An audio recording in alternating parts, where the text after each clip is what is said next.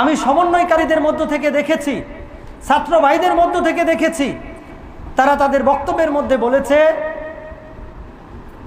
যে কালেমাটা পড়ে নিলাম, আশহাদু আল্লা ইলাহা ইল্লাল্লাহ আশহাদু আন্না মুহাম্মাদুর রাসূলুল্লাহ, এটা আমরা পড়ে নিলাম, এবার মরলে মরে যাব, শহীদ হয়ে যাব, আল্লাহ আমাদেরকে প্রতিদান দিবেন, তারপরেও এই দেশকে মুক্ত করে ছাড়বো, স্বৈরশাসক মুক্ত করে ছাড়বো। তো তাদের চেতনা ছিল শহীদ হওয়ার চেতনা, তাদের চেতনা ছিল ইসলামের চেতনা। কিন্তু আমাদেরকে ভুলে গেলে চলবে না যে আমাদের এই যে স্বাধীনতা দ্বিতীয়বার যেটা অর্জন করেছি, সেটাও বিক্রি হয়ে যেতে পারে প্রভাবশালী কোনো দেশের কাছে, কোনো পরাশক্তির কাছে, সেটাও রাতারাতি বিক্রি হয়ে যেতে পারে। এটা অস্বাভাবিক কিছু নয়। এই কারণে আল্লাহ সুবহানাহু ওয়া তাআলার কাছে সর্বোচ্চ সাহায্য আমাদেরকে কামনা করতে হবে, প্রার্থনা করতে হবে। যেভাবে আমরা আন্দোলনে নামার সময় আল্লাহর নাম নিয়ে নেমেছিলাম,